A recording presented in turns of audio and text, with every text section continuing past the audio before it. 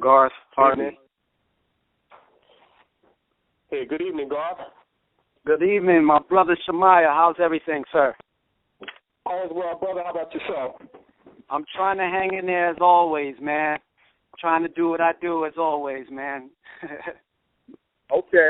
You trying or you doing? Well, I'm doing, yeah. I got to get rid of that word trying. I'm doing the work. You're absolutely correct. And thank you for... Exactly, because I know you're the man for the plan. No question. Yeah. Yeah. I'm pretty excited about this evening, Garth. I'm excited, too. This is...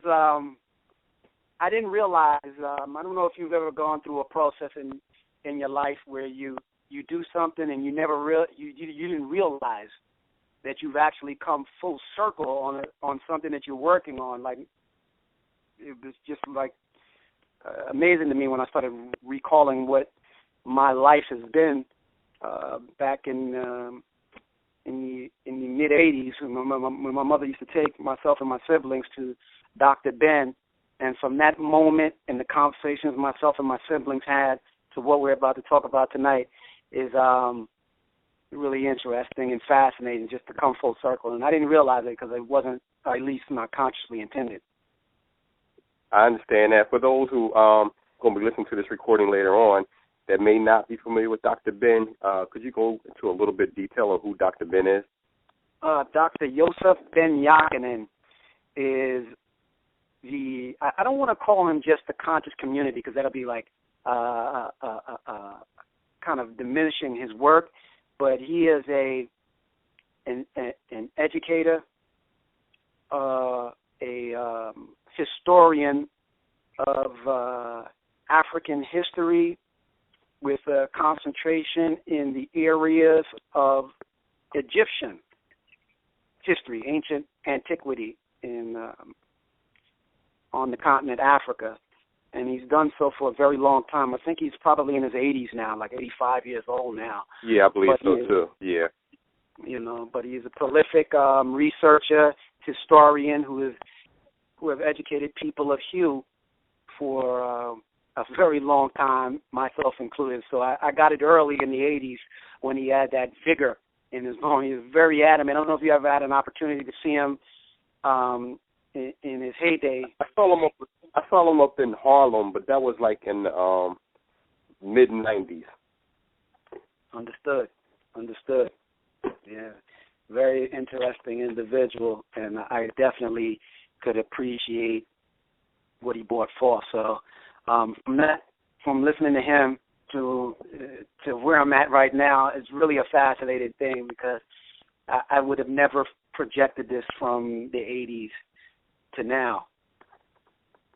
It's really, yes.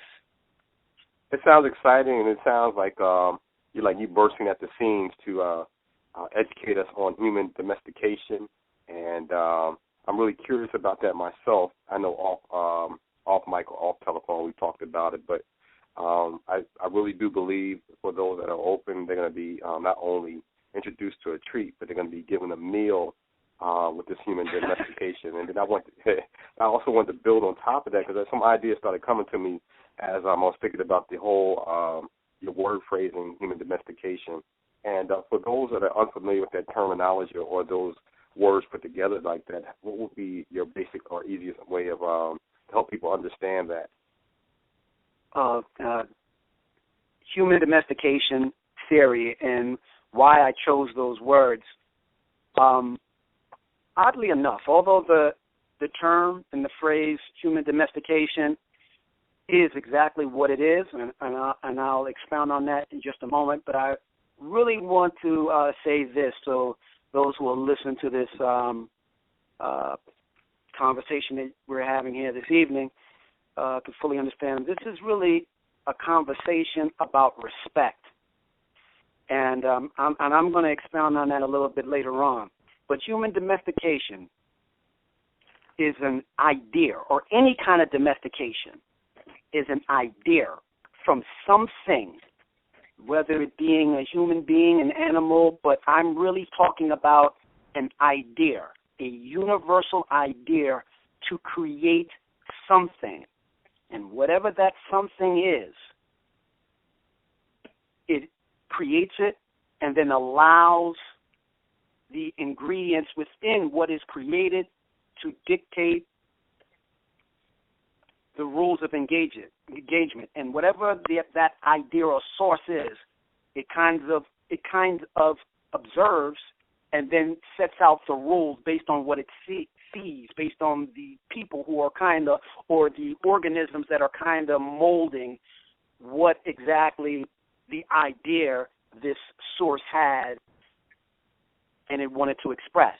And then all the components kind of figure out and go about their everyday lives of manipulating this system, and then the source kind of creates the rules based on how the people interact.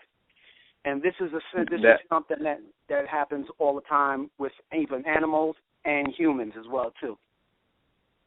That's interesting. Now, when you say source, I don't want to say something as mundane as God, because it's not mundane, but how I'm interpreting, and please correct me if I'm wrong, that the source is really this metaphor, the medium that we live in or exists through us, the spirit realm energy.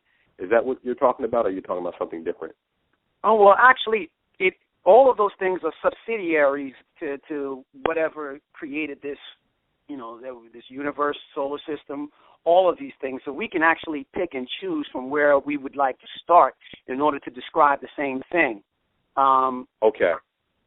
So you're not wrong in your assumption when you made a statement, but it is that and then some. I actually like to tackle this thing going back because of the disrespectful nature of the human organism. I think the humans think that they're at the top of the food chain. The food chain. Yeah, that's funny. They say, literally, like if you go on Google and you Google in the most successful species, right? Humans put themselves at number 10. It's ridiculous. Wow. Yeah, they put themselves at number 10 when the most successful species is the worm. And interesting, the worm. Yes, the worm is the most successful species, and in terms of land animal species, the oldest. It's almost 1 billion years old. The worm is almost 1 billion years old. And in terms of understanding what human domestication is, I want to go back. I want to start back, because we can start back with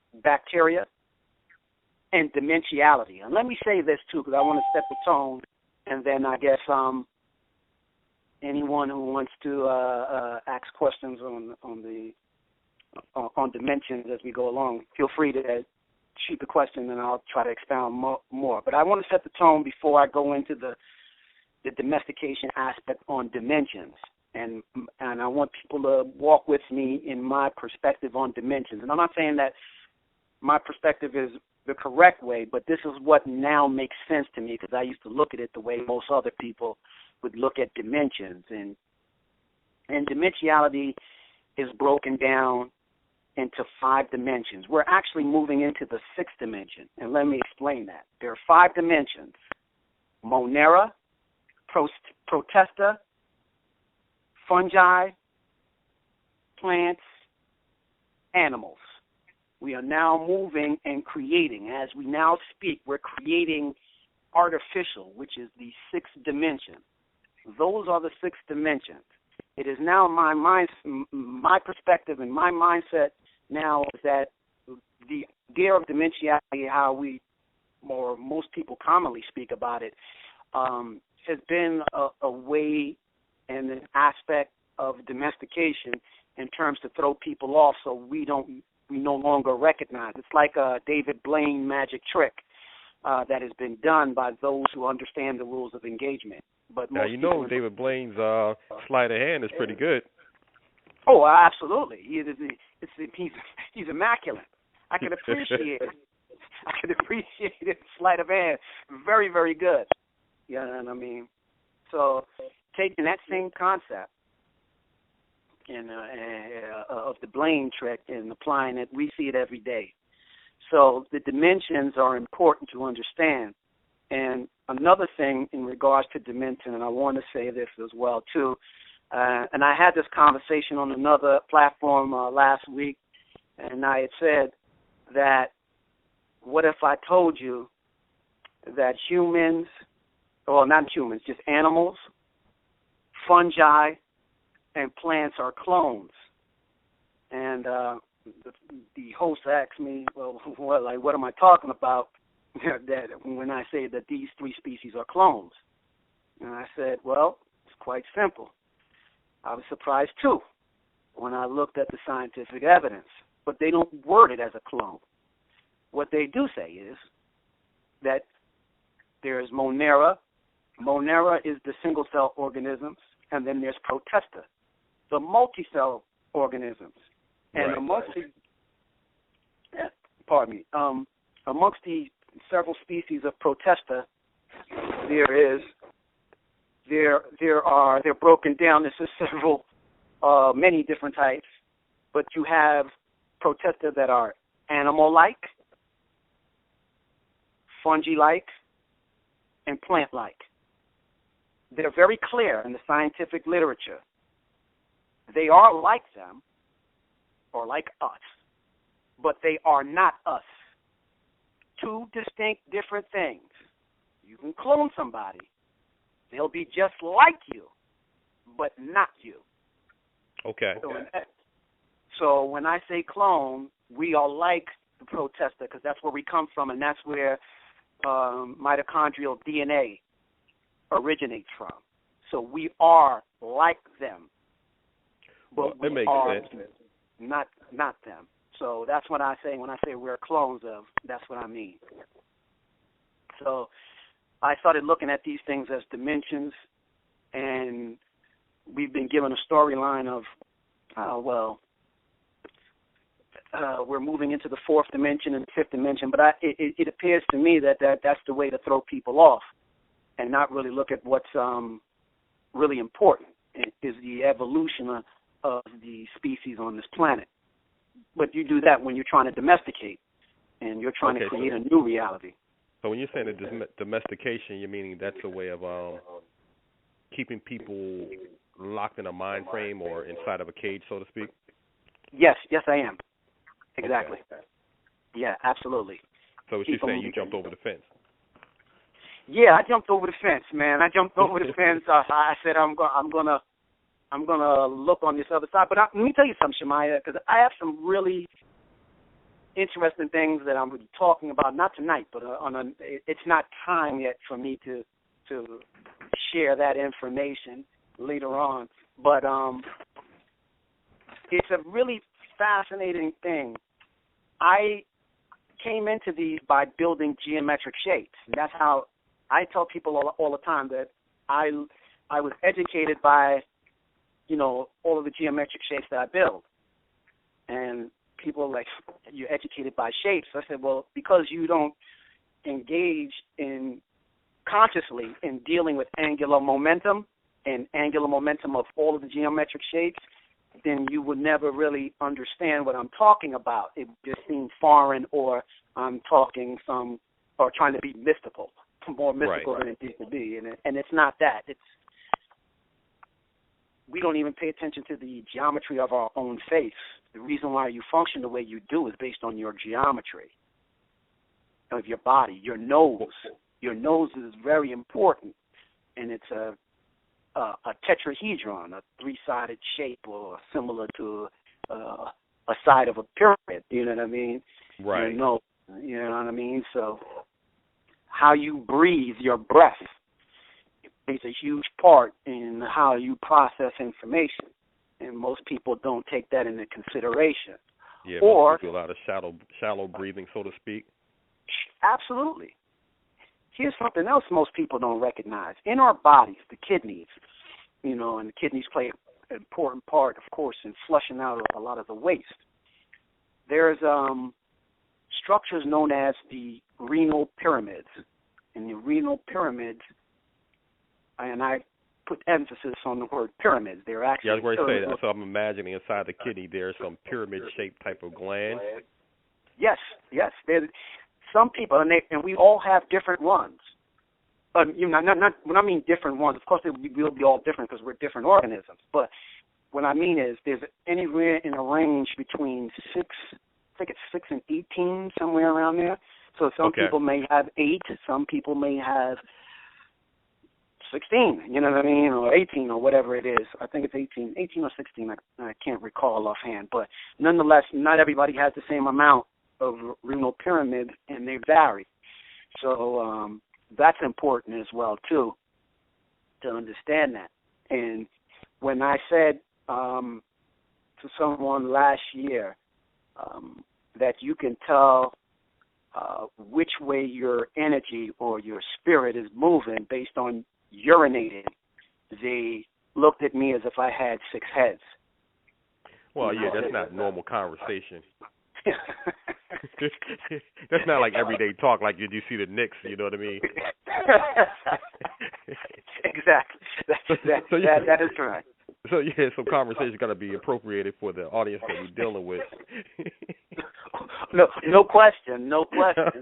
You know, I guess they didn't expect to hear that, although we were talking about spirituality and things of that nature, and I was just like, well... Oh, okay, so the context of it warranted... The context it was appropriate. And I don't burst out in these kind of things like in the middle of... You just don't be on the subway. Well, you know, you catch an A train. Did you ever consider to the man in the corner? Exactly. But... No, it was a strange thing, and I actually woke up in the middle of the night, and around March of last year, and actually between March and February, around this time last year, and I woke up in the middle of the night, and something said, you better go look at kidneys right now. So that's how I was able to go ahead and research about the kidneys and know everything, and then I would just happen to be, of course, relieving myself in the morning, and I noticed how urine comes out. And when you pay attention to your urine, you'll notice it's a double helix. Right, like the DNA. Like the DNA. And then I kept paying attention every time I urinated. I don't know why I was compelled to do that, but I kept doing it, and then I noticed that the stream reversed in the other direction. Normally it goes in one direction. But at certain times, your urine will change. It's almost like the Nile River changing direction. And I wanted to see if I was able to find out whether I can pinpoint at what points in times throughout the day that this happens, but it kind of varies and jumps around. So that's where I came up with the concept. So I actually got other people to monitor their own urine. You got your little study, huh? Yeah. I got to do this. I didn't want to be the only crazy one. So right. So all 5 of y'all. Yeah, I'm like, just pay attention.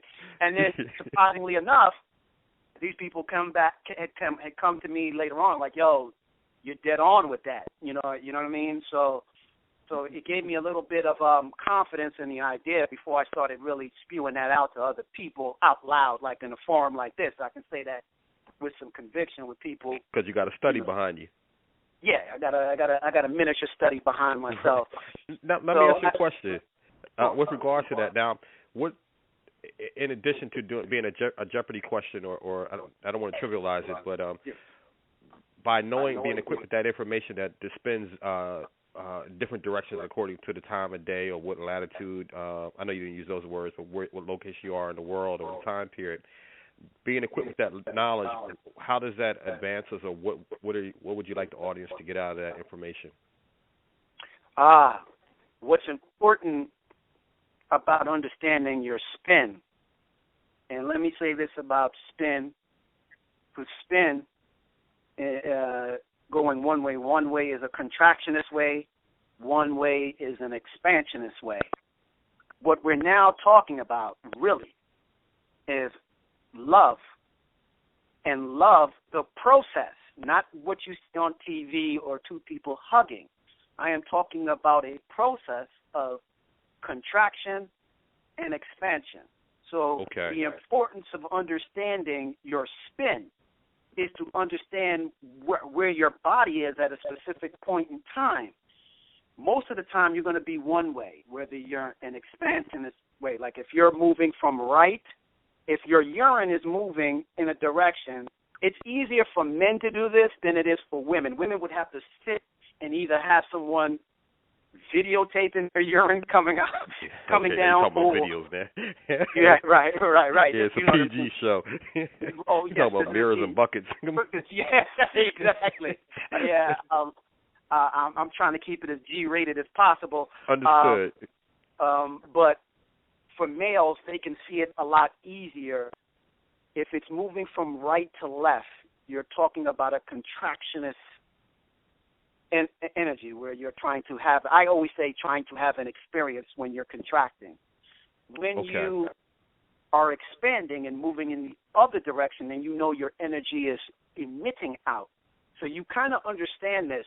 And if you're dealing, say, for instance, you're about to go into a heavy meditation. You go to urinate, and it's moving from left to right, where you're trying to expound out. I think you would have a much higher experience because your body energetically, your urine is telling you where you are at that specific point in time.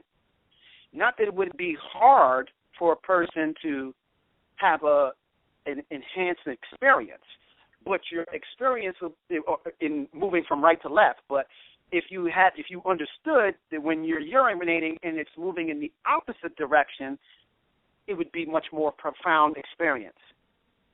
Okay. So that's the importance of understanding that kind of a science of understanding when you're contracting and expanding. And that has to also do with the heart, too. The heart operates under those same principles, contracting, expanding, and then you have that intermediary state, the normal heart state.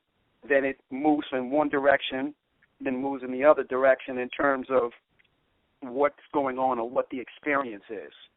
The heart is the intermediary between the brain and the gut. All of them have neurons. Yes. Because they said that with the gut is like the second brain, so to speak. They call it the second brain. Keep in mind, the brain, I don't really even like to call it the second brain. It's one brain because when we're during gestation period, the brain and the gut come from the same embryonic tissue. Yeah, this is true. They all unfold the little twisty pathways, so to speak, and fall into shape. That's right. Sure. Absolutely. And they're connected by the vagus nerve. And the vagus nerve connects the brain to the gut.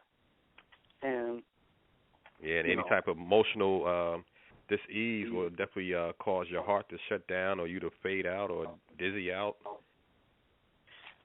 That's interesting because there's a lot of interesting nuances about like the heart. Like what people don't recognize is that the heart, and I know we're talking tonight about human domestication, but what we're talking about is also encompasses aspects of how people manipulate and use human domestication. So when you're talking about heart, I challenged some women last year. And I asked them, are you heart-loving or are you brain-loving? And they were like, what are you talking about? I said, well, how do you know you're identifying with your heart? Most of us don't know whether or not, because we're taught. It's almost like a soundbite. Oh, I'm passionate about something. I'm speaking from my heart. Oh, are you? Very few people, in my opinion, actually do. And when they do, you'll know. And how I can say that unequivocally is the brain is, well, let me say this, the heart is 500 times more electromagnetic than the brain. They both have neurons. Huh? I said this is true. Yes. So when they've done the studies, I was looking at a study that they did in Europe, and they measured that heart. And they said the heart was from the individual that they were testing expanded its field up to 50 feet. Now imagine an individual that can do that. The brain can't do that. You know what I mean? So when a person, when a person is captivated, an audience and people are in awe at that and they're particular open to point. that, exactly. That's heart loving. That's heart loving. Somebody's talking from their heart. Let me ask you a question. Sure. Now, with regard to that being heart loving, we're what do you call it? Human domesticated to naturally we have our amygdala. Some people call it the R complex or the reptilian complex. That's automatically innate to be in fearful mode, for protection, for protection purposes. So now, with that being the premise, when it comes to being really heart-centered and really loving from the heart, that amygdala, out of protection, a lot of times limits people to really do that 50 feet expansion, because either someone's going to break your heart, so to speak, and then you may have not a metaphoric but a literal heart attack, and or someone mistreats your emotions, and so then you go into protection mode, and after a period of time, you only are brain centered. So how do you work with that with human domestication for people really to step beyond the fear stage with using their real heart centeredness? Very good question. I can appreciate that question. Most people are not educated. They never are in tune with their heart. Let me say this, and then I'm going to directly answer that question you just said. The heart emits also oxytocin. The brain emits oxytocin. Both do. So when we're talking about love, which is that bonding hormone, I challenge people on whether or not they're truly heart-loving or they're being domesticated through their brain, which is very important for when women give birth. If they're programmed, and this is now dealing with your question in terms of the amygdala, the hypothalamus, hippocampus, all of these glands within the brain, in particular the hypothalamus, which deals with hormones, that are emitted throughout our body when we have experiences. You would need to actually set up a system to domesticate people in order to control their brain so they don't identify with their heart. So you give them an idea of love, like you watch love on TV, and people say, I'm sure you've run across this many times in your life, where people be like, you know what, I want to be just like these people. I want that kind of love like I see on TV. So they aspire to that. That's a program. You're not experienced the process of love, where I give you, you grow, you give back to me based on your learning, and I grow. That's love. That has nothing to do with TV. It has nothing to do with it, and it doesn't mean, like, if somebody did something to me based on society standards that we would deem bad, but I grew from it, that's love. It's a process. Contraction, expansion. I give you, you give me. And as long as that process keeps going, we're operating under love, not what we see on TV. We've given storylines, a mythology, like the Egyptians' mythologies, to what the idea of love is.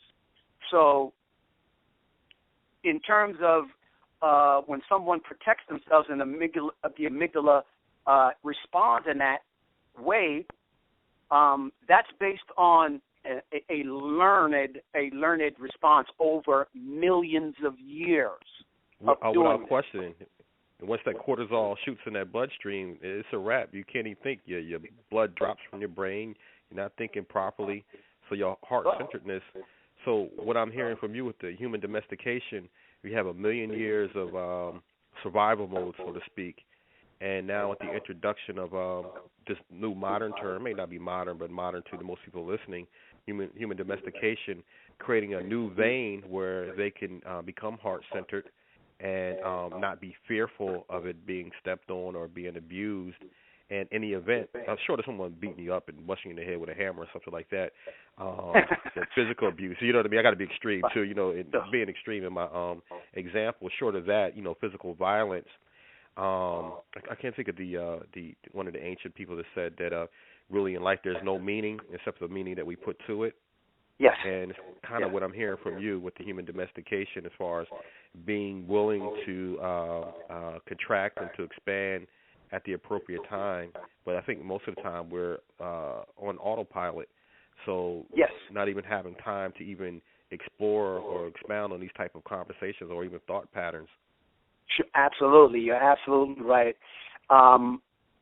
We're always of the moment, never in the moment. That's interesting. Say that again. I said we are always of the moment, but never in the moment, meaning that you can see everything, you see what's around you, and you pay attention to everything that's around you. We're always of the moment. We're just of the moment, never in the moment. See, when you're in the moment, you see and you pay attention to all the nuances. When you're of the moment, you're just doing. You're operating on a program. You know, just part of everything. Okay, I got you. You know, so it's an interesting dynamic. But human domestication, some people would think that it started, you know, with other humans domesticating other humans, and I'm saying that it's a bacterial thing that evolved. I was just reading your mind. I said he's probably going to say something about bacteria or fungi or something like that. I believe it or not, I was thinking that. Absolutely. It's a bacterial thing. You know what I mean? And the intelligence, that's where the respect comes in. We have become disrespectful. And now I think what has happened over a period of time, and I think what happened is we've kind of maneuvered into a two-part process based on the universal process, or I should say the solar system process, and the angular momentum of the Earth. You know what I mean? The Earth, first and foremost, I need the listeners to understand this when we deal with the planet Earth. This is where angular momentum comes in, and where I think people need to be more respectful to angles, and please do not dismiss. If you hear somebody talking about pyramids or geometry, you think it's some fuddy-duddy thing, and you don't take it serious. I would caution a person, please take it very serious. It's funny, you keep your thought too, Garth. When you say angular momentum, my mind is going directly to astrology, not like what you read on the in the Sunday papers. I'm really thinking ancients and how the angular momentum determines the behavioral influences on people by you have these grid patterns over one another, and it that's really going to the whole DNA and that resonance, and it's really interesting. It's fascinating to me. So maybe me and you may be the only ones appreciating this, but yes. Oh no! Let me tell you something. What I'm about to get into in terms of angular momentum, every person of you, if you are wise, you better take heed to what I am going to say. Failure to do so, you will get what you deserve. And that's what it is. I don't wish that on nobody. No, but look, we have to, it's not even wishing. I'm not wishing anything on anybody. You know what I mean? Let's get right into it. Okay, I'm going to start with the Earth. The Earth has three different angles in which it deals at. 22.5 degrees, 23.5 degrees is which we are at right now, and then then at 24.5 degrees. And over periods of time, these kinds of angular momentums change. So that means that the sun has different influence over each period when the sun's tilt or angular momentum shifts from any one of the three positions. That's hugely important. Now, I think during one of these shifts, something happened. And just like anything in any system, nothing is perfect, although we think of when we think of the process or what we call God or whatever as being all perfect. Again, when you have an idea, you are trying to mold it. You don't know especially when you're moving from scratch. You're like, man, I don't even have a starting point, and I don't know anybody else who's even thinking along these lines. Where do I begin? So you just start fishing around until you make sense of something. And then you start building, and you have a foundation, and then it goes, larger and larger and larger. what we need to understand about angular momentum, and please, everyone that listens to this, listen very closely, because people of hue, well, most people don't really understand their skin tone, but people of hue in particular, heavy concentrations of that brown stuff we call melanin, think that, okay, I'll go out in the sun at any given point in time and I will get enough vitamin D. But if it's true that vitamin D, if it's true that we could go out in the sun at any point in time and get vitamin D, then why is the people of hue really deficient in vitamin D? In particular in this country, there's a number of reasons why. Most of us are indoors most of the time, so we lack. Our livers aren't functioning properly. Well, if you ask me, that's the biggest problem. I was asked that question a couple of months ago. What's wrong with our people? I said because we're vitamin D deficient. But here's the thing. Here's the skinny, as they say in corporate America when they're about to say something. Here's the skinny on when they're going to tell you an insider secret. Here's the skinny. Here's the skinny. The sun has three levels of UV or ultraviolet radiation: UVA, UVB, UVC. UVC does not penetrate the Earth's atmosphere. It is all are pretty dangerous and harmful because they play a huge part in mutation. UVB and UVA does break the Earth's atmosphere. UVA always penetrates the Earth's atmosphere. Now, if there's clouds, UVB won't penetrate through the cloud. But UVB is what gives us the vitamin D production. Now, why is that important? Because not only that, and then what is your source reference to get there? To get to UVB, I'm about to tell you that right now. Let me say this before I get there. Most people, and I've spoken to people of hue this past winter when we had some really nice sun, and I saw them on the Facebook saying, hey, I'm out here getting the sun. I'm out here, I'm loving it up, getting that vitamin D. I said, hold your horses, cowboy. If it's true that in order to get vitamin D, the sun must be at an altitude of 50 degrees altitude, you're not getting vitamin D. You're getting sunlight, no question. That means you're getting a heavy dose of mutation. But because you're dark skinned, it's harder for you to mutate than it would be someone of a lighter hue who will get heavy inundation of mutations going on within their organism, which is why people that we call Caucasians get cancer. That UVA tear them up, or any one of the UVs will tear them up more so they don't need to be out in the sun as long as someone of darker hue. But the key to understanding vitamin D is your angular momentum needs to be at 50 degrees or higher. That will start come March 21st, so you can have the hottest day, 70 degrees. I'm not telling you. So you're talking about the equinox. Yes, exactly. Sure. The spring equinox, that's when it will start coming back to 50 degrees, which is why, and this is important. See, for years, I felt incomplete, and we've been given some outstanding information into melanin, but never how the sun actually functions with melanin and how to look at the sun.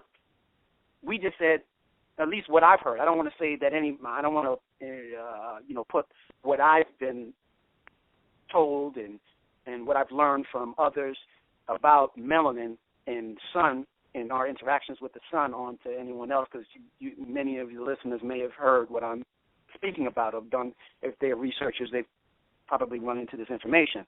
But 50-degree angular momentum helps the production, which first starts through the kidneys, and the kidney starts the process of free vitamin D.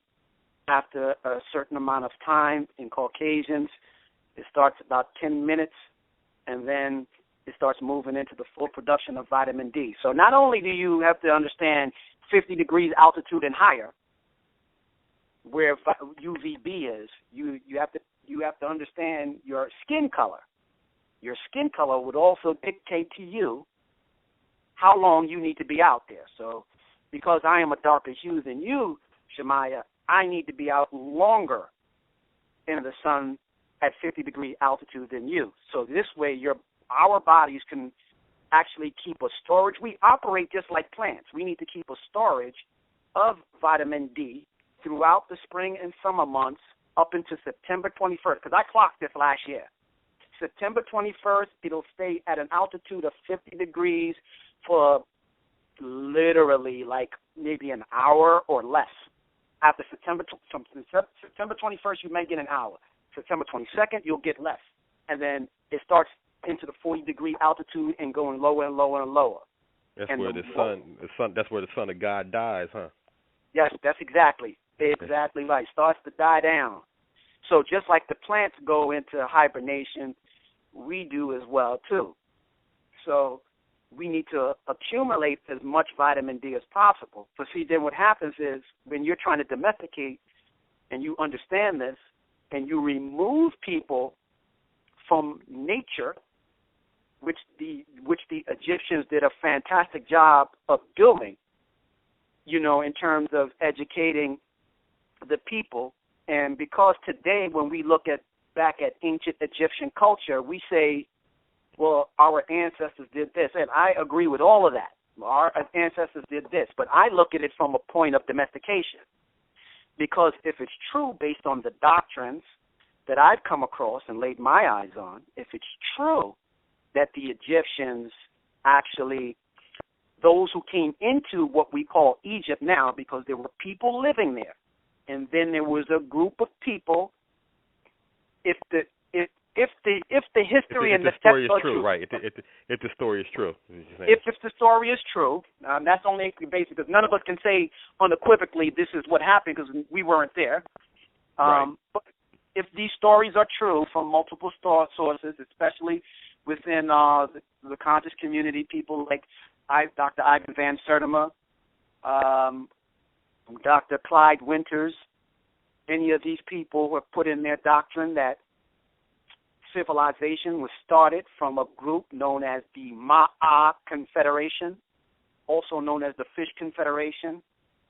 5 families, just like 5 dimensions, 5 families came out, which were the Dravidians, Ethiopians, Egyptians, Manding, and Elamites.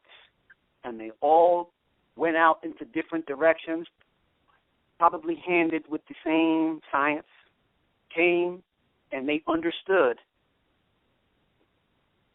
how we call our artificial construct. They understood that and implemented that to those people who were more in tune with nature. So it was easy to manipulate people, and you can kind of see that when you read these texts, when they talk about if it's true that the Egyptians said, hey, they utilized mythology in order to get the people to buy into their religion. So that means that they created a storyline in order to manipulate people to buy into their religion. That's domestication. Can't how anybody cuts the cake. That is domestication. If I have to manipulate you, so in other words, when I was having a conversation with somebody, they was like, well, they were uneducated. I said, you have no proof that somebody is uneducated.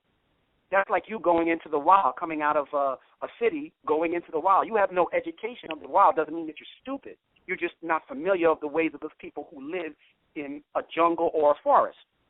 Right. This is true. I think this is true. I think a lot of times when it comes to the theory of uneducated, especially in our day and age with iPhones and you got Androids and things like that, technology seems to be the rule of the day. So if you could put an airplane in the sky or a spaceship or whatever that is, then you're intelligent. Because going back to the very beginning when you mentioned about the worm, I think it may be a little difficult for many people to see how the worm would be very intelligent when it doesn't have a skyscraper or it doesn't have a 4x4 truck or it doesn't have a subway or, you know, some other type of vessel to move around in. You know what I mean? Well, here let me help those who might find the worm not intelligent, because now we're going to expound on that concept of the worm not being intelligent. Do you know, since the worm was here first, worm, I want to give you some of the stats. The worm has no eyes, a brain and 5 hearts, no lungs, breathes through its skin, keeps a mucus layer on top of it. Been here for almost 1 billion years. But that stuff might not be sexy for most people. Whatever you're saying, Garth. Who cares about that? It's more like, I can't believe I'm still listening to this program, but I'm going to hear him out. Yes. Yeah. But here, I want to take it to, because people would appreciate it if I'm coming from an Egyptian standpoint. Understand this. The reason why Kemet was called the Black Land, not the Brown Land or the White Land, was because of worms. And the worms lay down their compost, which turns black. See, when you look at soil has different gradations of color when you pull it up. From a number of different things. Number one, the top layer being that organic matter, and then it runs into different horizons. And after the organic horizon, you have the A horizon, B horizon, C horizon. And what affects a lot of that, number one, is moisture, water. Number 2, sunlight. Number 3, organic matter. So when you look at the organic matter, which helped the worm, let me explain this to people. The worm helped create this. The worm is our domesticator. You and I would not be able to eat fruits if the worm did not lay down law the way it did. Cleopatra herself laid down a decree. And for those who research it, please do. Research it. She laid down a decree. In Egypt, if anybody removed the worm, it was a problem for that individual. You were not off with that head, huh? Yes. So fruits, vegetables, and we have to understand too, because plants are very fascinating. Because then we have to look at the plant kingdom too. I can't neglect them. We got to be very respectful to the plant and the fungi kingdom, because the fungi is larger than both plant and animal kingdom together. See, humans are at the bottom of the animal chain. So we just think we're more sophisticated than them because the breath now is different.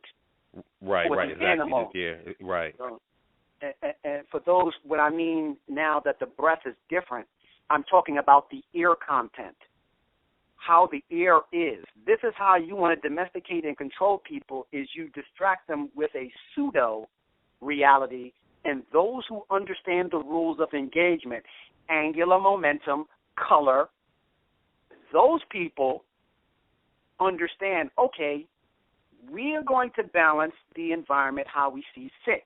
Some people will flourish, others will not. Most will not. And those who are, what you do is you can control every environment based on the dirt. That's how they do it. It's funny you say that. You got my mind going so many different places. Like one, yeah, I mean, in a good way, not a bad way. I know. Sure. I think it's up in the Andes Mountains somewhere. I was reading it a while ago. I don't speak Quechua, but it's something to do in English, like black dirt or black soil.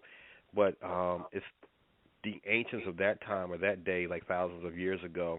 They made a particular soil up in like you could probably Google it, black dirt, like Peru and Bolivia, in that area, where it made fruit and vegetation have such a not just an edible appeal, but the nutrition value was so much better than other parts of the world. And when you talked about the Nile and Cleopatra with the worm and the decree, it kind of took my mind right back there. The black soil.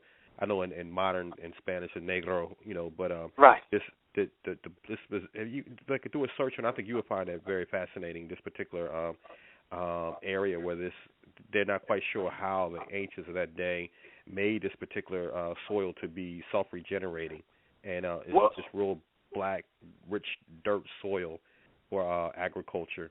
I'm not quite sure if they still use it. I think it was, I don't know if it was Stanford or one of those other universities. It's been a while since I was researching it, but they went down South America to investigate I guess the mythology, and came across this really special soil. And the only reason we're talking about it because you kind of brought that up with the worm and stuff like that. But I'm familiar with that. My brother actually. All right. Yeah, I'm actually familiar with that story. A couple years ago, my brother he must have found that same information, and he brought that to my attention. Then he was like, "Yo, you should look that up." And I never got an opportunity at that time because I was so heavy into the Cambodia stuff to go into it. But we had touched on it, and now I'm like totally devoted to, looking at the environment and the soil and how there's brown soil. There's all different types of soil, and soil is also important and part of the domestication. But let me also, I want to stay on the worm because I'm hopeful that I can get your listeners to at least really consider the worm. Now, I'm not done with that worm yet. You're not talking about no fishing hook either, huh?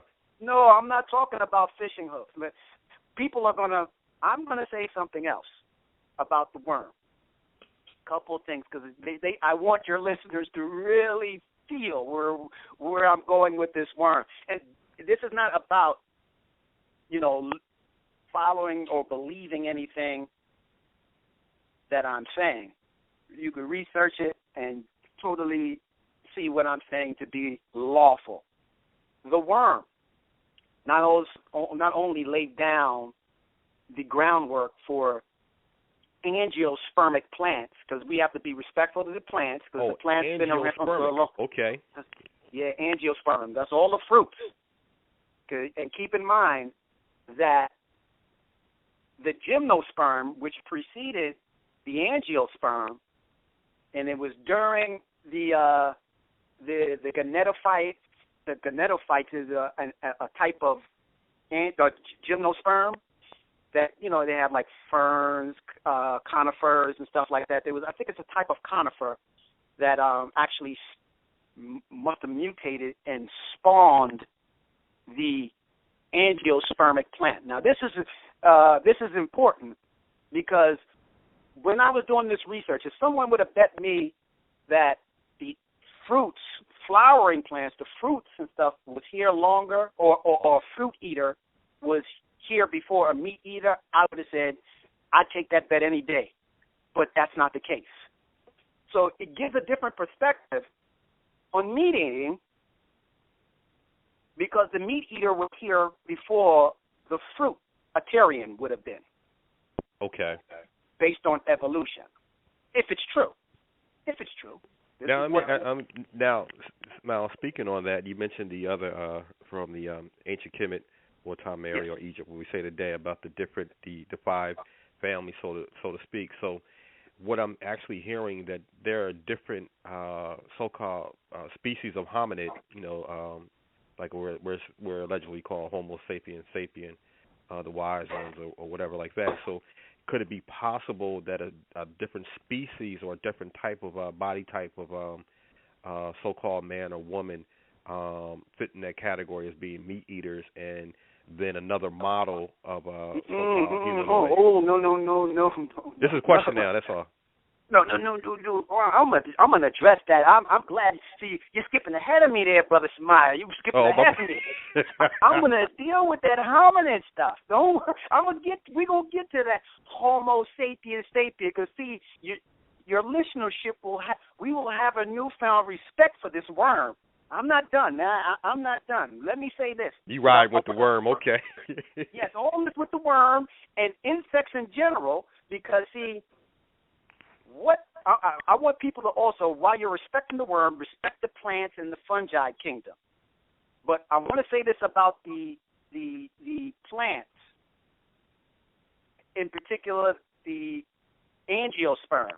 Now, see, the gymnosperm, which is a naked seed like a pine cone, which means that their seed is exposed, these kinds of plants and trees dealt with the process of wind blowing the pollen around and stuff like that. So that's how they reproduced, and they spread their doctrine like a religion. That's the way I kind of look at it, them spreading their doctrine. Good analogy. Yeah. Say it again? That's a good analogy. Yes. So when the angiosperm started to make rise, it needed to compete. You know what I mean? It needed to compete. And if you study plants and trees, if you're not of their family, they compete and they grow taller and bigger and wiser and trying to fight for sunlight and nutrients. So how does this new form angiosperm make its expression felt? The intelligent angiospermic plant realized, hey, I see these insects and stuff flying around here, like over 100 million year old bee-wasp mix. Is a bee-wasp mix that they found.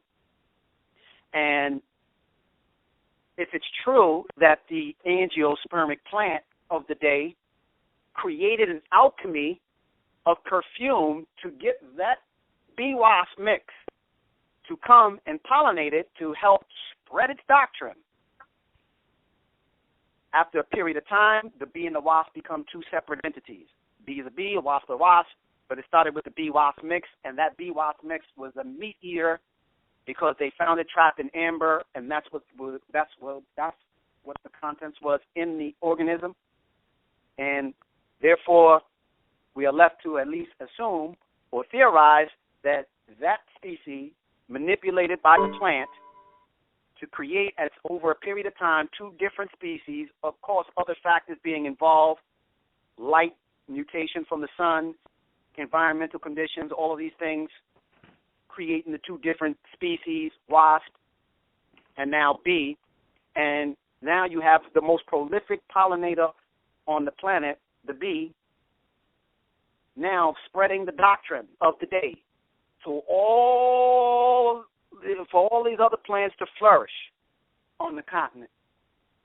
This is huge when we think about it, when you think about it from this perspective, and being respectful to what the plants contributed, the angiosperm, and what the bee has done in terms of spreading the doctrine of the day in order to help the angiosperm lay down. But we can't forget the worm, because the worm was doing all the neural networking, laying down different,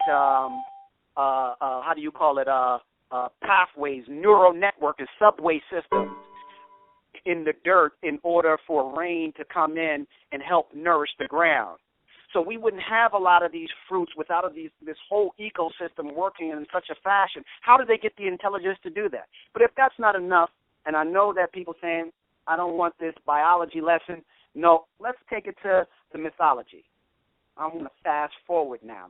Now we're coming near to where you just spoke of moments ago. When we look at Egypt, what animal do they have on their headdress that you notice? Oh, they got the vulture and the cobra. The cobra. Say the serpent, right? Even in Indian culture, they deal with the serpent energy. Correct. That serpent. What I'm saying is that ancient Egyptian culture, those who laid down civilization, those are not those people. You wouldn't see those people. Those people. Yeah, they don't come out much, huh? They behind the scenes. They're very behind the scenes. They educate the pharaohs, because I am saying, in my opinion, that the pharaohs and many of the head figures were like actors of today. They were setting the trend for people to follow. But those who understood the science came in as David Blaine types who understand nature and are able to manipulate because they understand alchemy and how the body works at a different level than most people, and they can make you think something is happening because they understand alchemy, and then we call it magic. No, so now, a brief definition of alchemy probably be helpful for those who are not familiar with that. Alchemy is nothing more, and I'm going to keep this as simple as possible. You want to know what alchemy is?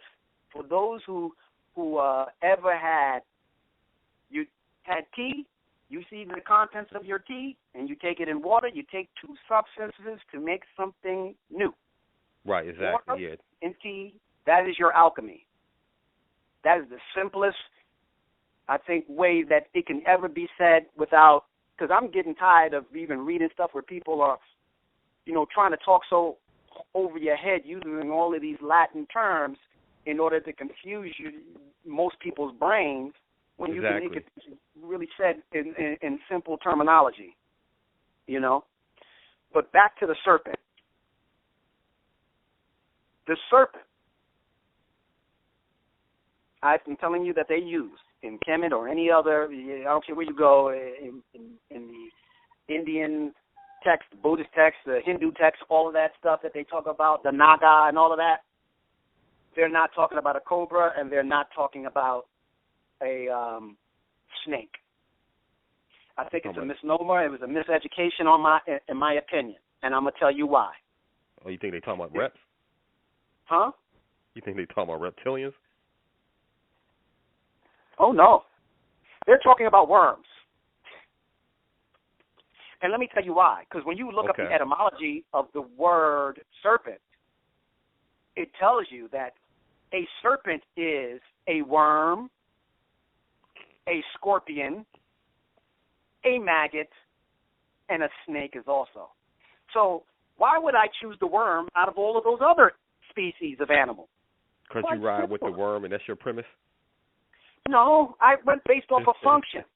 I had to understand who is the best domesticator. Who would be your Kundalini energy? But see, you know what else helped me with this too?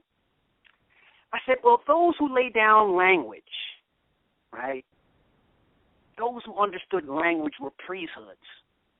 Correct. So I went even further because I knew just based on that premise, most people would be like, that's a stretch. You went etymology.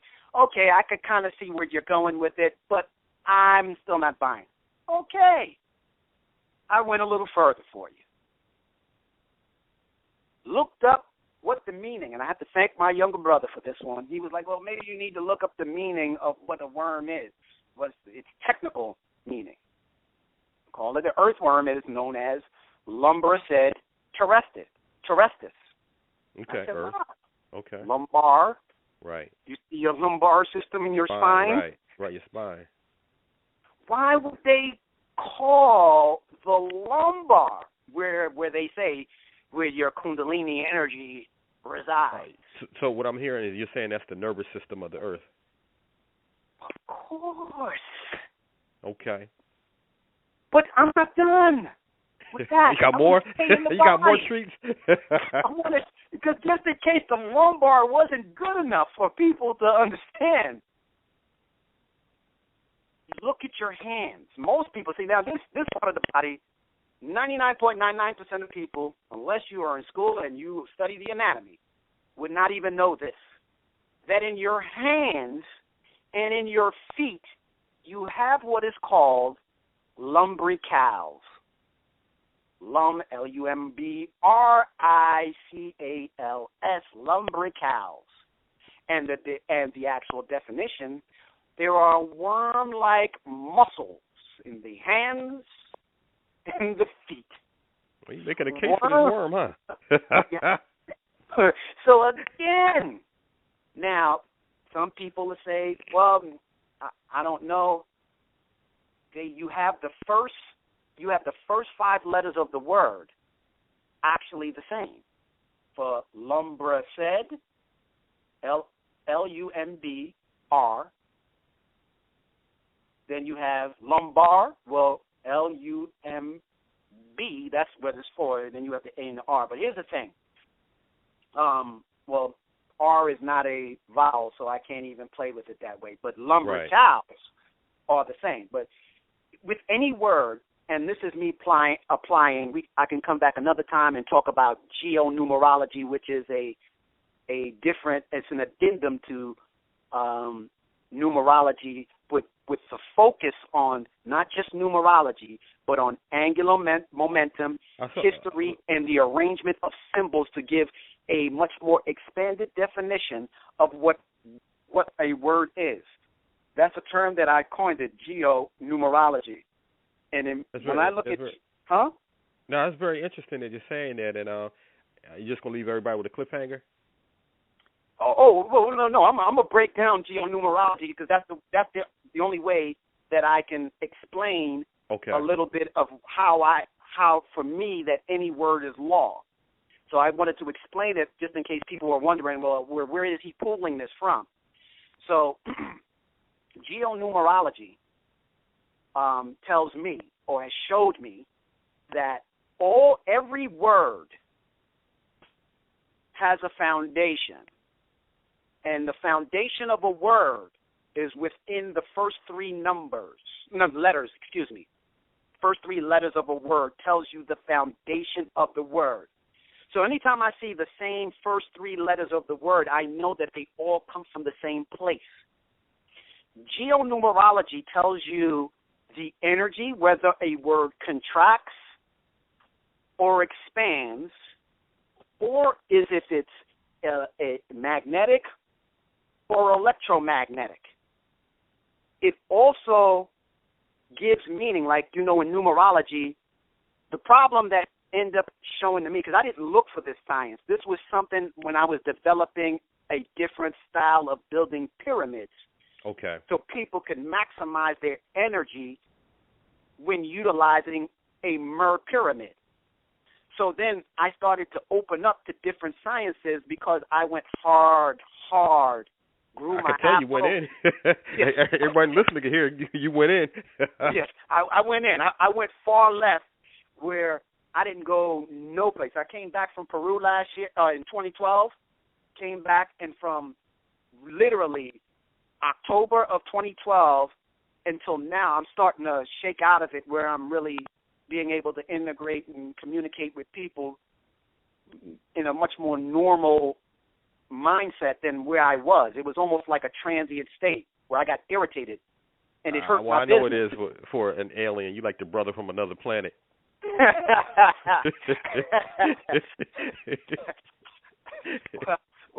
well, I'm telling you, and it became fascinating because a lot of the things that I'm talking about and piecing it this way is different when you don't really have a reference point. Now, there are people who talk about individual aspects, like they'll talk about the worm, but to create a storyline that actually makes sense, that can tie into one another, and looking at the algorithm, I didn't really have a source of anyone talking about that, regardless of hue.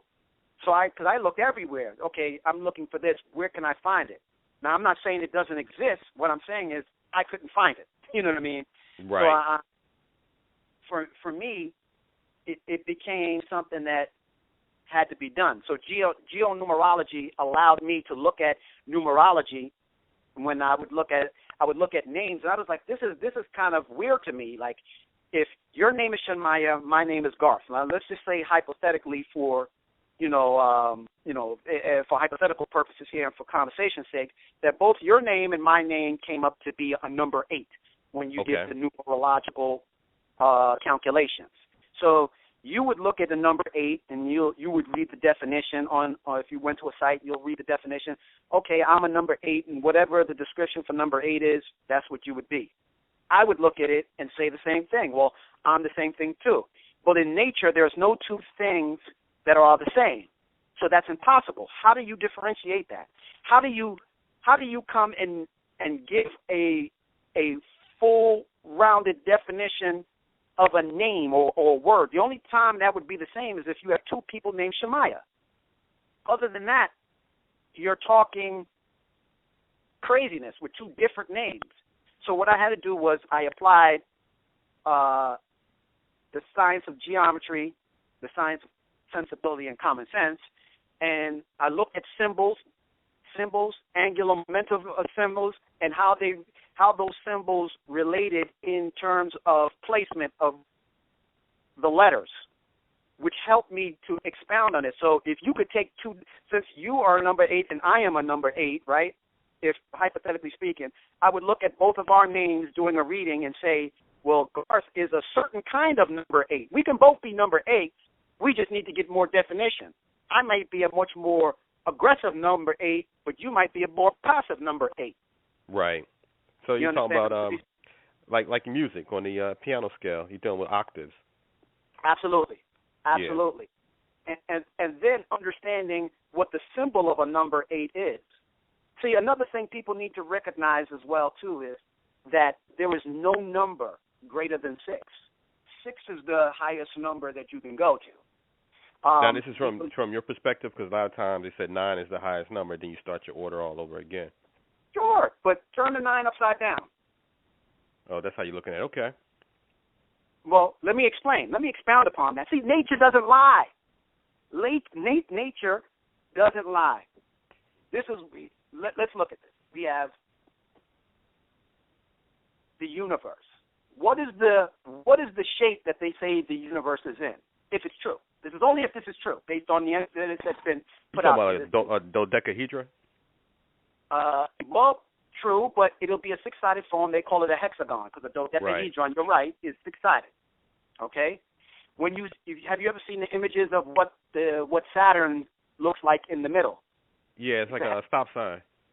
It's a hexagon. It's 6-sided. It forms into a 6-sided form, which would be a cube. Right. Hexagon. The Earth is also a hexagon. Now, how does one say that the Earth is a hexagon? It's quite simple. All circles want to have an experience and become squares. When they contract, they become hexagonal in shape. The best way to see this is if you go online and you look at bees, and when they create their honeycombs, their cells are circular. When they start to settle, they form hexagonal shapes. This is very important. It contracts that way. So that's why they say the Earth is a cube. It is a 3-dimensional cube, 6-sided, hexagonal shape. There is no number greater than 6. We don't see 8-sided shapes when we look at these things out in the cosmos. We see 6. Now, let me explain my ideology behind 7, 8, and 9. And then I will show you law with numbers. Law. This is not me just trying to be mystical and trying to impress anybody. Be impressive with your fancy words, huh? Yes. Well, I'm not trying to do none of that. I'm trying to just be as simple. I'm hoping I'm being as basic as possible, using the most basic terminology. No, you're doing very well. Oh, thank you, because I wanted to make sure for over a year, saying it will have to be as simple as possible. Everything I'm saying, because I want to make sure that I'm being clear, so most average person can understand what I'm saying. There is one thing, Garth, just for a point of clarity and out of all sincerity, the premise is letting the audience or people that are going to be listening to this program after us about human domestication, that basically we're kind of in a matrix type of experience. Is that kind of what you're wanting to drive home? Are you wanting people to understand? Absolutely. Okay. We're in the matrix, but to find what it is that is domesticating us would be a very. I don't think you could point. We can simplify it and say, well, it's a source, but it's not just source.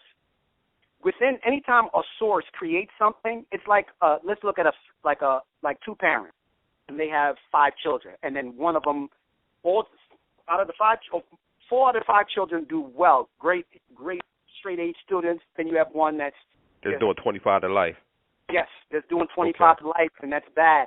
You don't know the outcomes. Now, you could do the best you can to control environmental conditions, but because we don't understand specific rules, you're not going to get it. And even if you understand them almost to a T, you still won't be able to control every aspect. You'll come close, but you won't be able to. That's just the way it is. And that's the idea of being able to have an experience and being able to experience the process of love. And that's what this is about, understanding the process of love, the contraction and the expansion. That's what the universe is about. I don't see love the way we talk about it. I see it as a process, looking just like an hourglass, so to speak. That process of, the expansion, contraction, expansion, contraction, expansion, contraction. Yeah. Some people call it, I guess physicists would call it compression or rarefaction. I guess yes. Like pulling. Yeah. Okay. Yes, and that's what they're talking about. At least to me, that's what when I look at this whole matrix, like people call it, there's matrices upon matrices, because once someone identifies yeah, that's one box you got out. You got out of one box, now you get another box. Yeah, but look. You just got to decide which box you would like to flourish in. That's a good point. You know what I mean? Because it's not like you're going to escape it. You know what I mean? The right. idea for the concept of free will, there's no such thing as free will. It's the illusion. It's an illusion of free will because everything has rules. Something created something.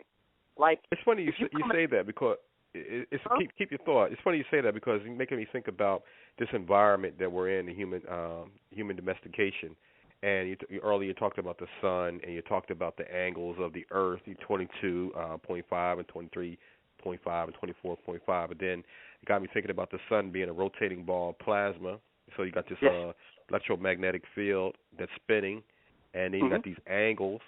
So we're living in this, and then you got the Schumann cavity resonance. So we're living in a vibration of 7.83 hertz or something of that nature. So we're in this musical, electromagnetic, etheric field, and depending on the angles of being made, the planetary bodies to one another and how they are hitting the Earth will determine our behavior. Because anything that modulates our DNA, so to speak, or our something more easier. When it's a full moon, people, regardless if you believe in this type of stuff that Garth and I are talking about, they know that people seem to be a little bit more wacky during a full moon, or they could be a little bit more emotional, or be prone to shoot heroin, or do sniff another extra line of coke or whatever, as a result of the shifting of or the closeness of the moon being full or being a new moon. So it's kind of, I'm starting to get this whole idea of what you're saying with the 4 kids and with regards to that one kid. Well, I did the 25 to life scenario, but seeing that depending on what time of season it is and where we're at, and if it did, like you said, a 50-degree altitude would determine how much vitamin D. It's really interesting. And, that's right. There's rules to this. You even have to understand how to take vitamin D supplementation, because you can go in the sun and don't OD off of vitamin D. But if you take vitamin D supplement, you can OD off for that if you take too much. Yeah, you're gonna you're gonna be like one of those commercials, huh? Your eyeball might fall out, your liver start bleeding. You know those commercials that come on TV. That's right. Exactly. You take this capsule. You're gonna have a peg leg. Well, absolutely. I mean, it's amazing with the domestication. Like, to jump back into that worm for a minute, because the worm, I'm not done with the worm. Because people going to need to understand. I don't think not. No, I'm not done with the worm, because I jumped into the worm and its positioning in terms of paying respect to the worm and its power within the body, because you do not create similar words based on the foundation. When I was going into the geo-numerology, I wanted to explain that and how that sensibility came into place when you have it's almost pretty much damn near the same word. You know what I mean? It's just that's true. It doesn't end the same, so to speak. But here's what's interesting with the worm. Now, when you look at what happened here in America, this was the most profound about this worm business and domestication. If you don't buy nothing that I said to this point, it's hard for me to really think that anyone couldn't even at least consider the idea of domestication after what I just said. But if you didn't, then chomp on this for a second. America, after the Ice Age, had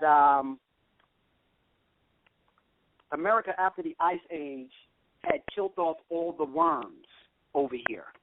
Now, keep in mind, we're still in an Ice Age now, contrary to what people may think. We're still in an Ice Age now.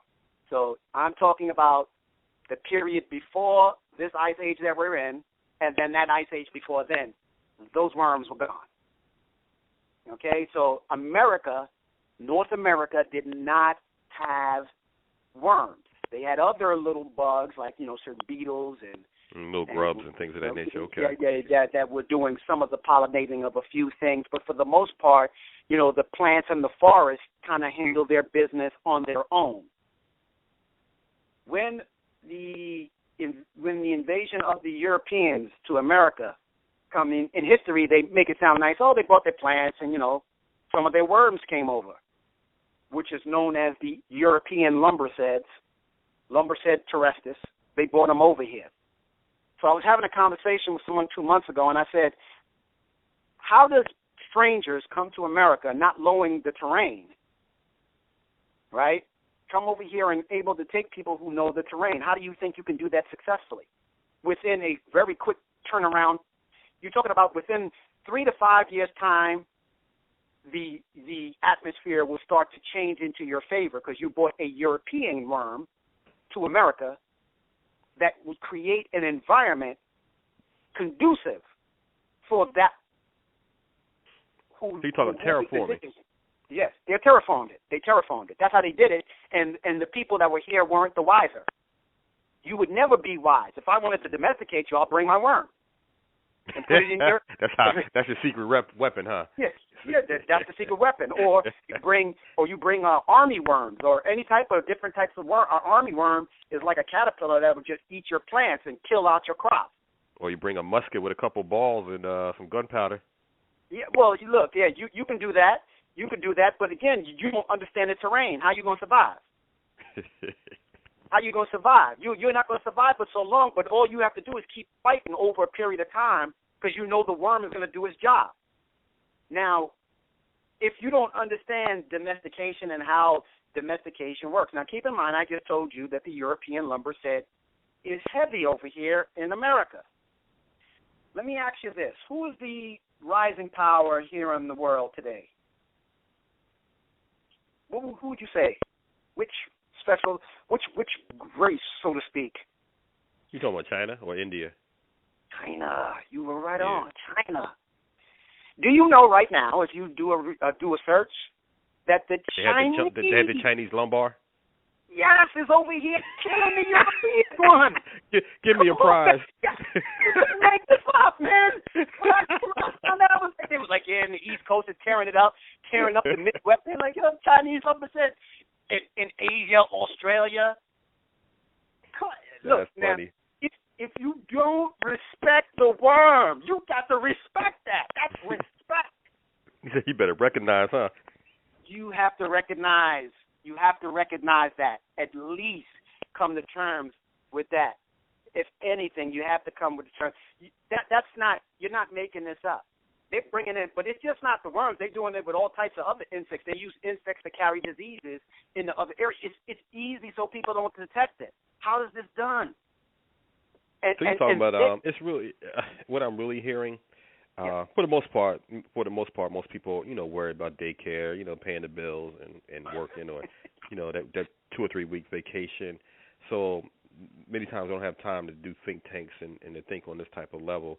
But what I'm hearing from you, what I'm hearing from you, for people that are doing social engineering or human domestication, as you're defining it, they actually sit around and think about these things and sending army, what do you call the army of Lombards and things of that nature to take over civilizations or to encroach upon a particular area that they find of interest. Sure. Well, again, this whole thing, what we're talking about, because see, again, looking at Egypt, and I'm gonna go back to Egypt because that's the most documented civilization that we have. But all of them follow the same doctrine. You know what I'm saying? Right. When you in Egypt domesticated their people like the bee. China domesticated their people like ants. So, because humans are at the lowest on the animal chain, we think we're the highest, but we are the lowest on the animal chain. I keep telling you, Garth, we have airplanes, we have trains, we have subways. No question. But we can't tell when the weather coming, and the animals can detect it. They gone. We have satellites, man. Look, man. People still can't move fast enough. The animals know. They be like, yo, we got about 3 days. Yeah, exactly. Let's go underground. Let's go to high ground. Yeah, let's do all that. Now, here's what's interesting about this whole domestication topic when we look at ancient Egypt, and I talked about the bee. Now, I surprise some people when I say this, because when I say they're educated by the bee, you can look at, I think it's Abydos is one of the temples that have bee hieroglyphs. You have to wonder. Yeah, definitely. I wonder, Abydos, yeah. Yeah, has the bee hieroglyphs and the bees associated with Neith, the goddess there, the bee. But here's what really got me. And when you look at what Lower Egypt was represented by, it was represented by the bee. Right. Upper Egypt was represented by the sedge plant. Now, earlier on, I told you that the plant manipulated and genetically modified the bee to do its work. Don't you think it's an intelligence, huh? It's an intelligence. If you eat plants and foods that manipulate you, don't you think they would influence you? So now I'm hearing psilocybin mushrooms and peyote and. Oh, absolutely. The bacteria. How do you think you really are functioning? It is the bacteria in our gut. I was going to say the bacteria. Yes, the bacteria is really doing it, and they crave the sugar if we get too much of it, and if you try to eat healthy and they don't want to eat healthy, your opioids start kicking in. Why they've been telling us all the time, eat a balanced meal. Like I have a whole different respect now because for that word balanced meal. You have to eat everything. Look, honestly, in my opinion, after looking at the ancients move, and I'm talking about the early hominids, I'm gonna get on that Homo sapien in just a minute. You know, I ain't forget about that. You know what I mean? I'll come. We're gonna come to that because I want to address that too. When I looked at this whole dynamic of domestication and what I perceive what the Egyptians done, and that's where I think the word believe come from. A bee and a leaf, bee or bee leaf. When you have a bee and a leaf, that word to me means genetic manipulation or genetic modification. Yeah, so we're definitely back. Huh? Yeah, I'm going to say we're definitely back in that era again, that whole transhumanist program again. Oh, absolutely. Yeah. Absolutely. You know what I mean? They've done an absolutely magnificent job. So people say, well, who taught them the science? I said, well, you have to go to microorganisms. We don't pay enough respect. Again, it boils down to respect. That's true. That's definitely true. Yeah, it boils down to respect. We think if you're the top of the food chain, but I think that is the idea. And any time... Now, what I actually heard there, it was really is the bacteria is running things and just allowing us to... Even though you might not have said that, that's kind of no. Well, there are, but keep in mind, there are various species. I told you there are 3 different types. You got fungi, the fungi like protists, the animal-like protists, and the plant-like protists. There's some plants. Now, see, when you deal with, fungi sometimes works together with plants, and they have a symbiotic relationship. There are some plants and trees that just don't mess with them. So you have that. And even truth be told, the concept of family, in all the species, families like a family like how we perceive like the Rockefellers or a family of people moving in a cohesive fashion, those are very rare. You have quasi-social families that, you know what I mean? Yeah, I got you. You know what I'm saying? But when you're looking at successful families, in order to be successful on this rock, you need to have a family, like ants, termites. And when I tell people, just not too long ago, on another platform, I told people that the Egyptians, nobody from outer space came here and built those temples. They learned it from, and it's the same science as the termites. On the continent, they built 8 feet tall mounds. Those mounds, yeah. It's the same concept that they're under, utilizing the sun and how to manipulate consciousness within the sun by utilizing the sun. And I think what the Egyptians, those who understood nature, did was they utilized the same kind of ideology that the Mayans used when they wanted to manipulate the lay person. Okay. They would give them a hallucinogenic drink and tell them to go into a cave and create an experience. You know what I mean? They will create this. Now you're saying the Mayans or the plant itself would cause them to have the hallucinogenic experience? No, the plant itself. Yeah, right, exactly. Okay, I was just getting clarity. The plant itself right. would do that. You know what I mean? And those who have engaged in like ayahuasca will could really appreciate what I'm saying. Now imagine, I don't know if anybody in the listening audience has ever done it. I've had the opportunity. I know people who've done it. Right. I've tried it. I've tried it on 2 occasions. Did you have a pleasant experience, or was yours rougher? Actually, the first time I tried the ayahuasca drink,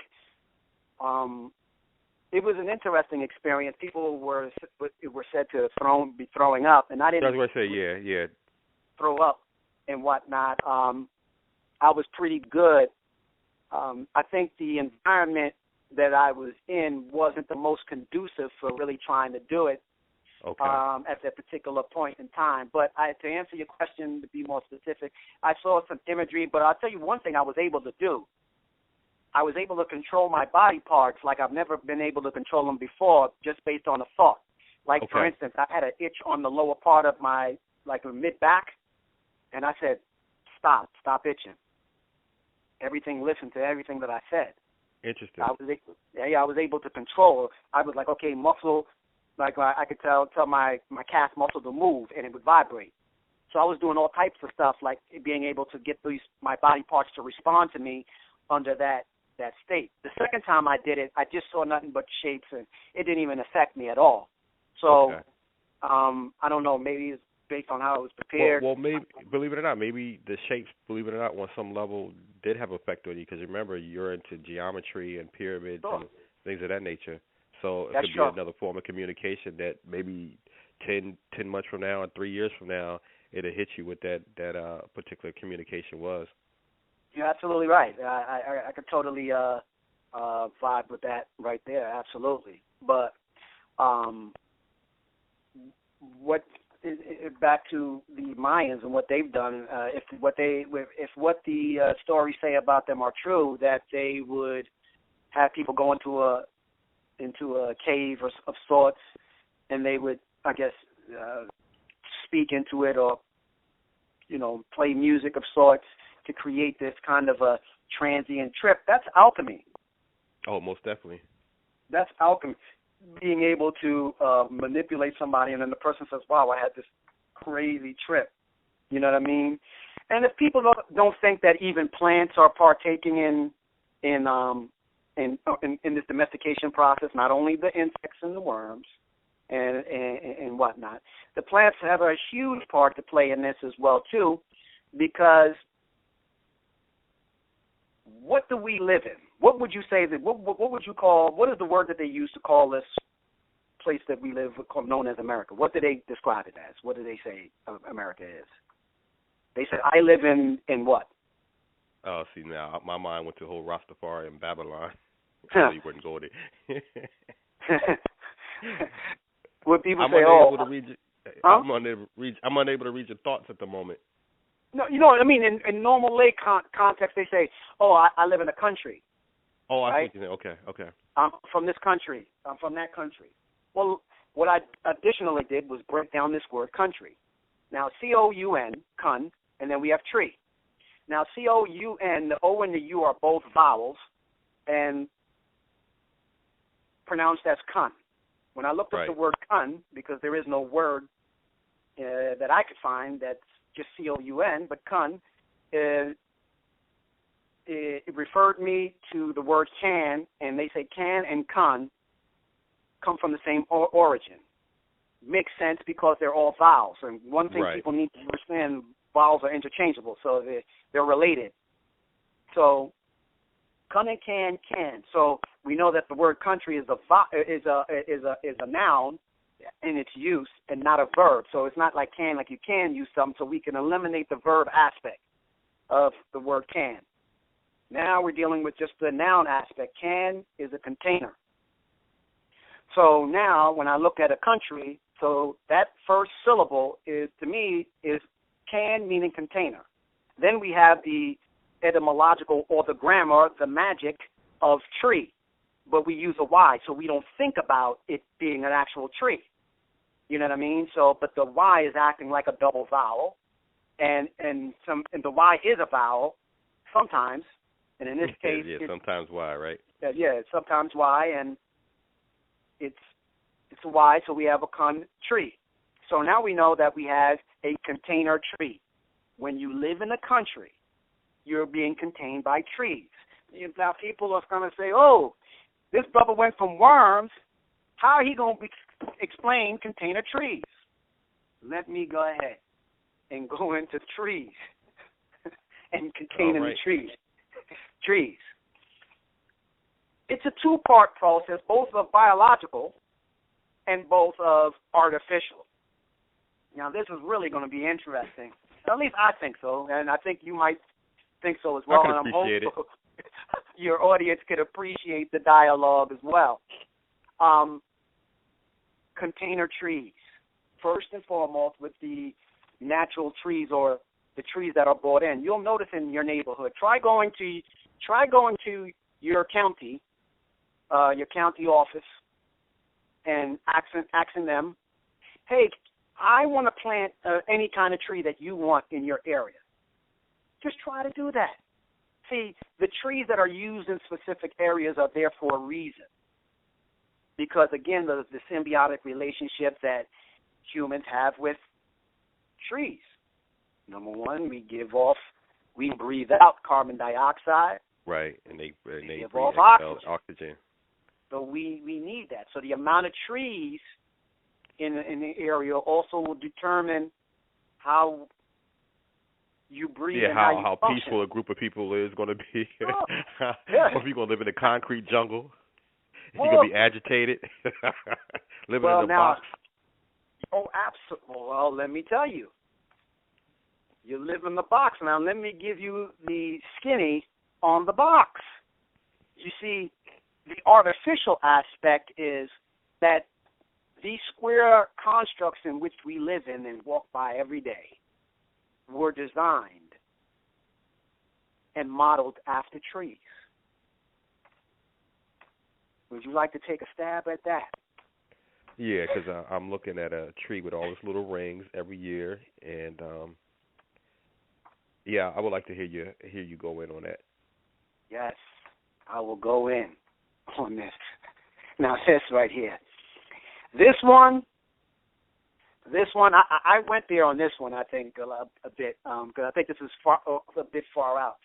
In my opinion, in my theory, under the human domestication theory, those who understand the rules of engagement in terms of domestication and in environmental conditions actually came into finding what would be the best shape to domesticate. And then they found the square as being the best shape. Well, that makes sense. It's a 90-degree angle, so that makes it a hardship, you know. Yes, but what about the 90-degree angle is important? 90 degrees on the color spectrum is the color lime green. I was about to say we put it in the green level, wasn't it? It is lime green. That's very important. So anytime you see a square, you're seeing green. Whether you look at the building, what color it is, it's emanating at the color green. But the color green is important because the color green represents oxygen. It's controlling your breath. Right. It's very important for people to understand what I'm saying to them. When you're in a square construct, you're dealing with the color green, whether or not you see it or not. Because when the electrons are traveling from that right angle going up to the other right angle on the ceiling from the floor, it's moving harmonically until the electromagnetic aspect meets the magnetic aspect where they don't get along in the right angle corners. That's why in a lot of spiritual or like groups like the Yoruba or the even voodoo, feng shui. Right, in the feng shui, they tell you stay away from the corners. That's because the right angles, or they say evil spirits. Right, yeah, they walk through the cracks of the walls, right. Right, you know what I mean, because of the right angle. But see, again, when I keep saying being controlled by the breath, it's everything. The angles, even when you do know that when you stop at the red light, every time that you're driving and in a car, you're at the red light, you're being reminded of a creation story. The creation story is the story of oxygen on this planet. You see what I'm saying? It's the story of oxygen. So you're saying the red is with being deprived of oxygen or to be mindful of it? No, red is oxygen. Red is the highest. That's how it emanates. That the highest form of oxygen is red. It emanates at the color red. Green is the lower aspect of oxygen. And yellow is the mix of the two. So when you're at the red light, you're being reminded how you got here. You just don't know it.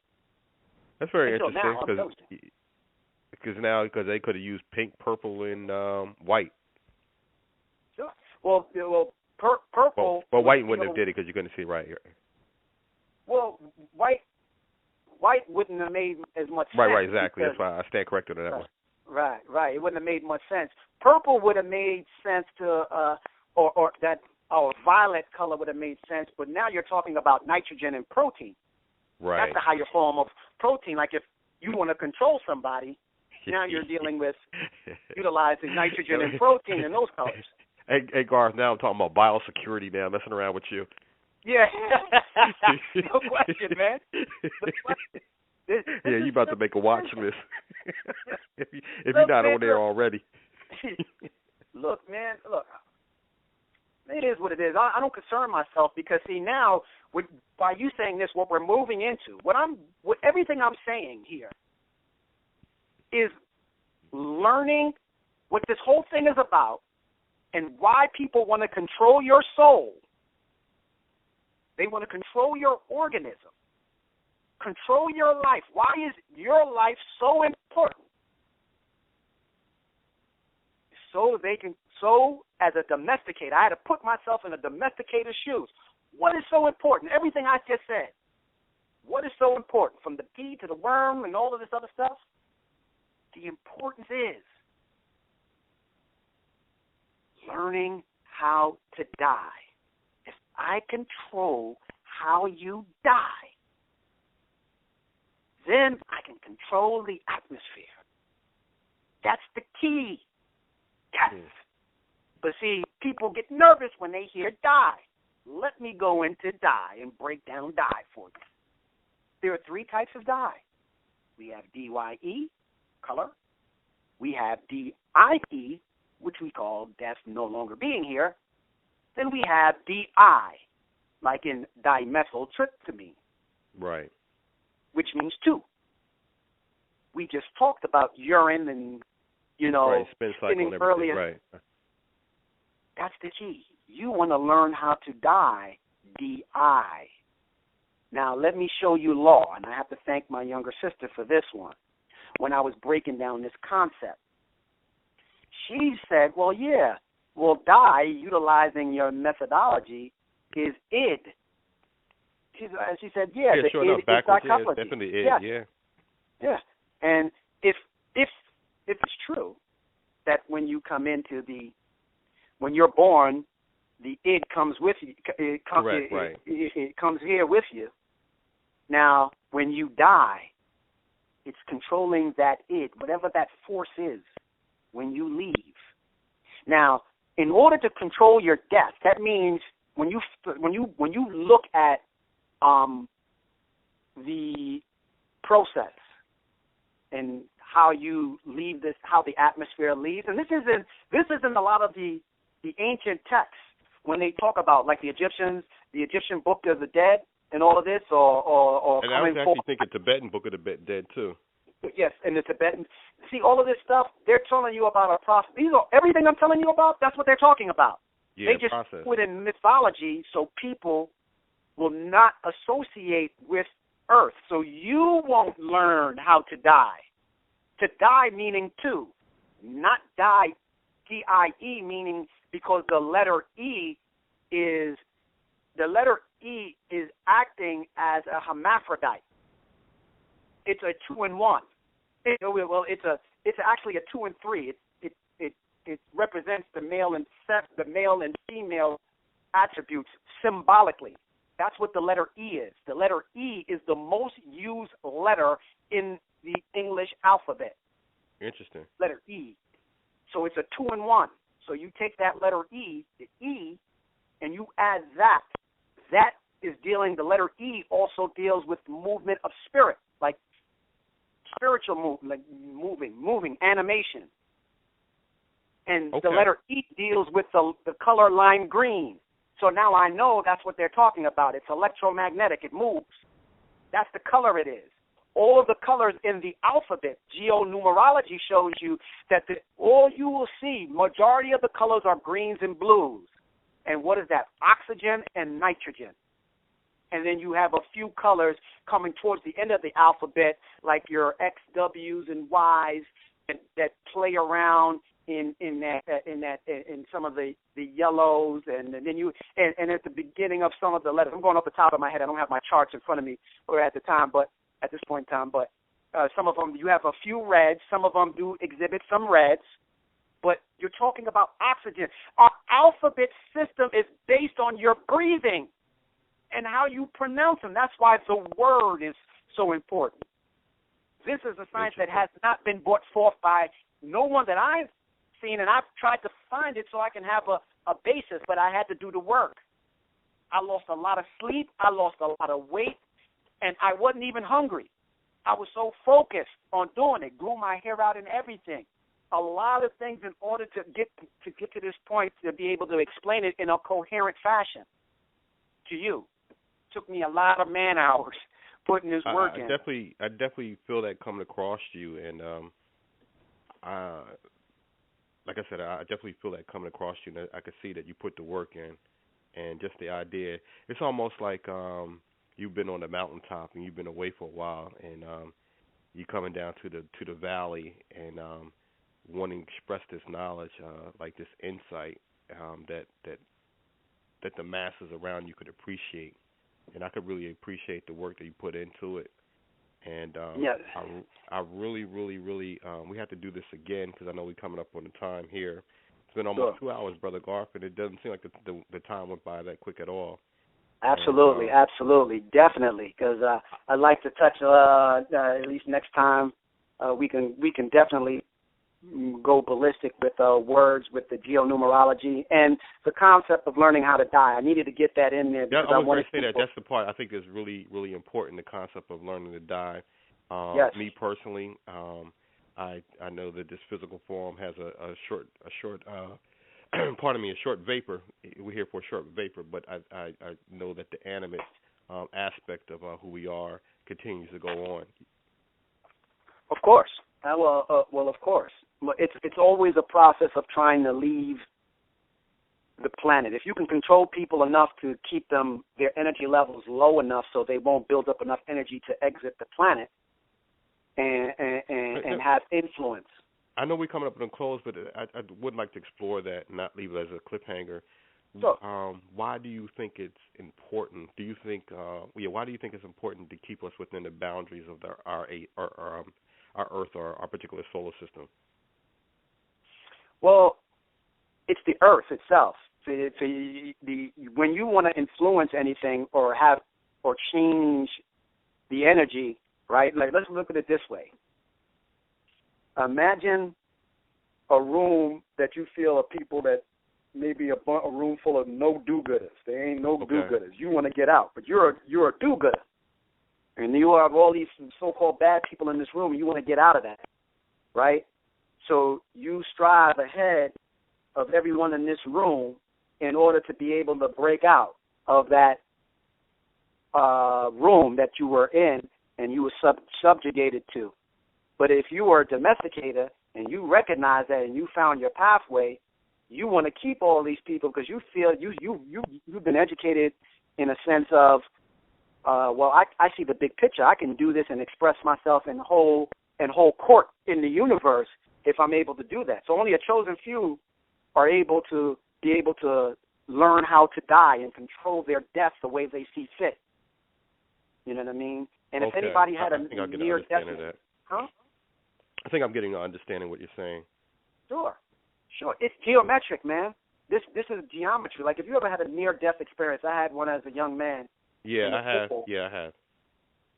I'm not sure what yours was like, but when I saw my life flashing in front of me, it seemed like if you blink your eyes real fast, you know what I mean, and kind of a oblong circle shape, but moving like picture frames real fast or eyes closing real fast as I saw my whole life, flash in front of me. That's geometry because I was able to identify a shape. You know what I'm saying? Okay. And for me, it was really profound. I never forgot that experience. So when I look at this thing here, I think you can control your geometry and learn how to build up energy. But how you navigate your life, like knowing and doing what you want to do, is a great part of navigating yourself if you want to leave the planet, because it's a prison planet. The planet is protected itself from the sun, and that's why it has an electromagnetic field, because the Earth didn't always have it. If it's true the Earth didn't always have it, that means that either, number one, the sun always didn't influence the Earth, but when it did begin to influence the Earth, it created an electromagnetic field. See, that's what made me, by you saying it, it's making my mind think about the physicist Dr. Paul Laviolette talking about the pulsars. Yes. Are you familiar with that? Yes, I'm familiar with him. I can't recall his concept in totality. Yeah, the series of the pulsars, a particular star system, and where these pulsars or these stars are used as directed towards the Earth as sort of like a communication line, so to speak, between whoever was beyond our particular boundary. That makes me think about a whole lot of things about the sun keeping us within us on the Earth layer. This is something that we really need to explore on a further conversation because I agree. I agree. It's really fascinating to me, and I know there should be a few people that would really appreciate this and really things that they've been pondering but really didn't have anyone to talk to about and or talk to about. They can talk to me, boy. Right, exactly. So with that being said, is there a way? Could you give out your email or your website for them to, if you so choose, for them to reach out to you? Sure, absolutely. I'll give all of my social media platforms for people to reach out. I can be reached if you have a Facebook. You can reach me at Garth Harvey. Fairly simple. That's GarthHarvey, Garth Harvey. and send me a friend request, and just let me know where you heard me at or whatever the case may be. I answer pretty quick because I like to keep communications with people. Or if you have a Twitter, you can reach me at MER, that's M-U-R, Pyramid Power on Twitter. So that's at MER Pyramid Power on Twitter. If you want to reach me via email, I can be reached at MER, M-U-R, Meditation Pyramids, that's plural with an S, pyramids.com. So MER, meditationpyramids.com. And you can reach me on any one of those 3 platforms. And if you have any questions in regards to this conversation that we're having here, I'll be more than obliged to, of course, respond to your email in the most concise and accurate way as possible. But definitely, I enjoyed it, as I always do, Brother Shema'yah. Just let me know when you want me to come back, because I really want to explore the idea of death, the idea of how you can, the idea of relationships and how to at least have a better understanding in terms of personal eugenics. That's what I call it, personal eugenics. Yeah, that's something. So all that ties into learning how to die and understanding a little bit. I'd like to explore a little bit more like the brain aspect, which goes into the relationship stuff as well too. I got some other ideas that I'd like to share with the family on that. So just let me know when it's advantageous for you, and I'm ready to go as always. I definitely will. And Brother Garth, I want to thank you again for making the time to educate myself and the people that's going to be listening to this in the future.